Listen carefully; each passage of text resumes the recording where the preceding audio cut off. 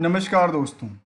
Festival का season है। मुझे याद आई कुछ कंपनियां जो रिटेल में कामकाज भी करती है। मैंने कहा भी करती है। कंपनी का नाम है सरस्वती साड़ी। तो सरस्वती साड़ी कहती है कि हम wholesale as well as retail दोनों का कामकाज है इनके पास। होलसेल में और रिटेल कहती है हमारे पास 15,000 से ज़्यादा कस्टमर की बात करती। जब फेस्टिवल का सीजन चल रहा है तो मर मार्केट में इनकी स्टॉक में गिरावट क्यों चल रही है, जो कि न्यूली लिस्टेड कंपनी है। और आईपीओ में कितना कमाए कितना गवाए को भी हम इसमें ऐड ऑन करेंगे। आखिर कंपनी में नाम है सरस्वती साड़ी। तो मार्केट में जब फेस्टिवल का समय आता है तो मार्केट डिमांड बढ़ती है नॉर्मली। किसको लेकर के? सेल्स को लेकर। चलिए, इसका हर महीने का सेल्स तो डेटा नहीं आता है, लेकिन जो क्वार्टरली आएगा उसमें कुछ आंकड़ा फिलहाल देखा जा सकता है। समझने के प्रयास करेंगे। चलिए जानने के प्रयास करेंगे आज की लर्निंग में सरस्वती साड़ी को लेकर।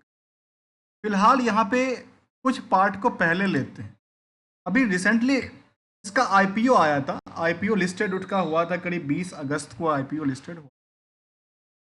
और आईपीओ के टाइम पे कंपनी ने कहा कि हमारे पास 160 करोड़ की फंड की ज़रूरत है।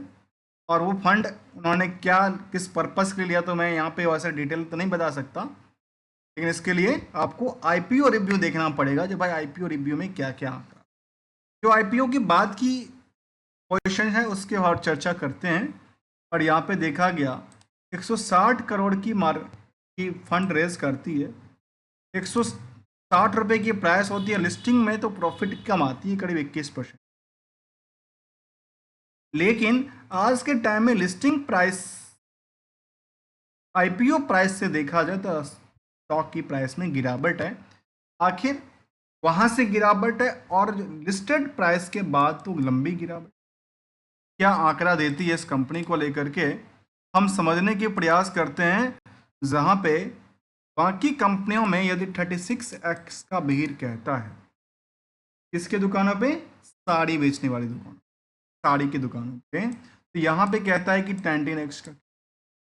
यहाँ से यदि भीड़ बढ़ती है मार्केट में को लेकर के, अभी सीजन्स को लेकर के, फेस्टिवल सीजन से लेकर के मोड़ तक की टाइम को लेकर, तो मार्केट में उछाल होना चाहिए था नियरली 100% का। 100% जाता है ये प्राइस तो 300 क्या लगता है आगे चल करके 300 की प्राइस को टच कर पाएगी, या यहाँ से गिरती गिरती 100 से नीचे आ जाएगा? जहां अर्निंग पर शेयर की कहता है करीब 80% के आस 90% मान लेते हैं। आरओसी अच्छा खासा 45, आरओसी 58%। डिविडेंड फिलहाल नहीं है क्योंकि न्यूली लिस्टेड कंपनी था। प्रमोटर की होल्डिंग 75% की होल्ड करती है। और कुछ फिगर को आप यदि देखें तो शायद आपको कुछ नहीं मिलेगा, लेकिन हम उस कंक्लूजन की तरफ रिकंसिलेशन करेंगे। उसमें से एक पार्ट है करंट रेशियो। कौन सी पार्ट है? करंट रेशियो का। यदि वो होलसेल रिटेल में है, मार्केट में कितने उधार लगे हुए हैं और उस उधार से आने वाले रिस्क कितना कहता है, इस पे चर्चा करेंगे। चलिए जानने के प्रयास करेंगे कंपनी की ट्रेंडिंग व्यू को लेते हुए क्या कहना चाहते। क्वार्टरली बेसिस 2 क्वार्टर का डेटा शामिल किया। और इस क्वार्टरली डेटा के शामिल में कहा कि हमारे पास जो प्रॉफिटेबिलिटी का सेल्स रेशियो था या सेल्स का आंकड़ा था वो लगातार इंक्रीज करी है, लेकिन सेल्स उस लेवल पे बढ़ा नहीं। लेकिन ईयर ऑन ईयर बेसिस का बाद डेटा कहते हैं कि हम लगातार ऊंचाइयों को टच करने में कामयाब होते जाते हैं। जहाँ कितना नॉमिनल 1.5% के आसपास की सेल्स में ग्रो करती है और ईबिटा में 18% की उछाल के साथ कामकाज करती है। तो इन्हीं पार्टों को देखा जाए तो हमारे सामने दिखता है करीब करीब 600 करोड़ के आसपास का आंकड़ा कहता है सेल्स को लेकर के। 600 करोड़ के आंकड़ों में 30 करोड़ का अर्थात कितना परसेंट का? 5%। कितना परसेंट का? 5% का सीधा सीधा देखा है तो नेट प्रॉफिट मार्जिन बनी। जबकि इसमें इनके पास अदर सोर्स ऑफ इनकम भी 2 करोड़ का आंकड़ा दिलाती है। और 2 करोड़ जितना इनका इंटरेस्ट का बर्डन है सॉरी अदर इनकम है उतना इंटरेस्ट का बर्डन दे करके ख़त्म कर दिए इनके लिए, या ऑफसेट हो गया from the other source the interest की। अदर 5% की यदि बनती है तो इसमें रिस्क भी देखना चाहिए, क्या कितना रिस्क बनता है।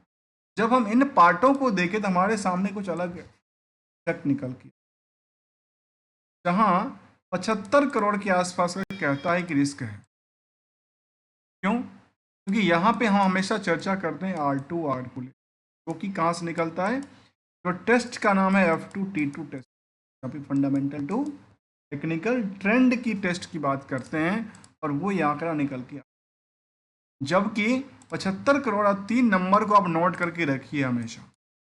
सेल्स 602 करोड़, मार्केट में उधार कितना 75 करोड़, मार्केट से पैसा कितना मिला हाथ में,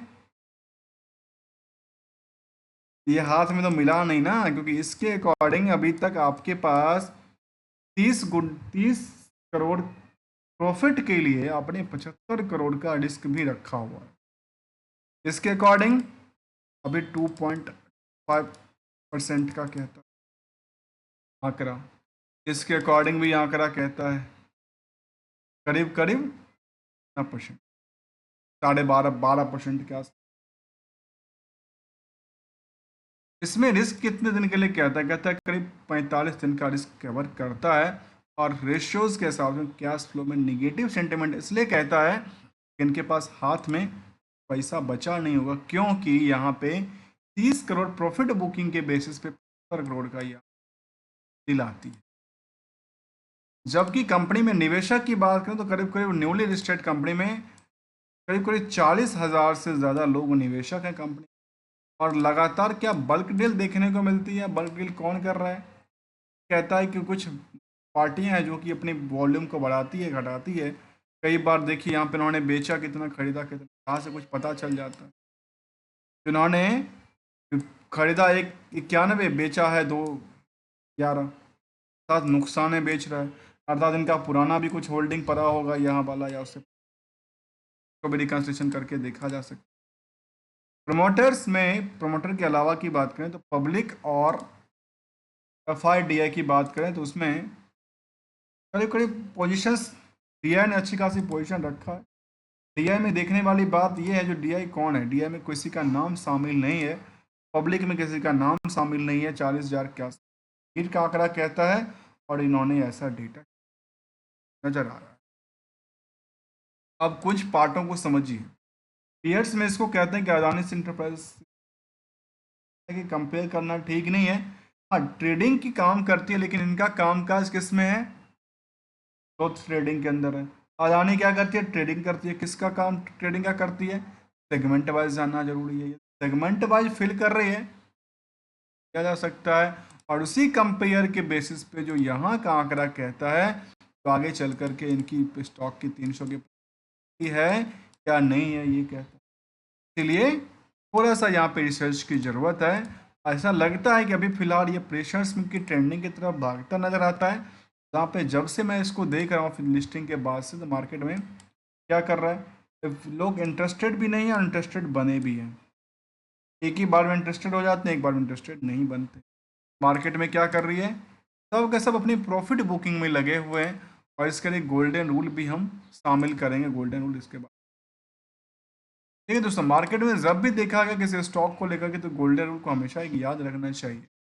यदि आपने पिक पे, हमने पिक पे लिया, पिक पे तो कभी लेने के सवाल होती नहीं, लेकिन बिना लिए हुए फिर मार्केट में ट्रेडिंग तो होगा नहीं। कोई ना कोई तो लेगा। जब कोई लेगा, इसके लिए एक तो खुद की रिस्क कितना है फाइनेंशियल्स का, उसके अकॉर्डिंग आपने कितना फिक्स किया अपने एक्सपेक्टेशन को, जो भाई इस प्राइस से हमारे कितना। यदि नहीं होता है टर्न आउट में, क्या किया जा सकता है, तो एशल यहाँ पे किया जा सकता है, और यहाँ पे प्रॉफिट यदि अच्छी मिलती है तो बेच करके दोबारा प्रॉफिट के लिए पोजीशंस लिया जा सकता है, क्योंकि जब तक बेचेंगे नहीं तब तक बैंक में आएगा। इसलिए हमने समझने का प्रयास किया Saraswati depot sari depot limited लोगों को लेकर के। यहाँ पे कंपनी ने अपनी बात बताई, जो हम wholesale of the saris, kurtis, lehenga and other women's ethnic wears garments with the imagination of spreading the generations in the workforce with the decades of the experience. और इन्होंने ऐसा बात कहा है, जो कंपनी तो पुरानी है लेकिन लिस्टेड न्यू है, लिस्टेड न्यू के बाद मार्केट के साथ देखने को मिली है कि हमने चर्चा कर किया है। मिलते हैं कुछ नई स्टडी के साथ, न्यू कंसेप्ट के साथ। तब तक के लिए thank you so much for joining here दोस्तों।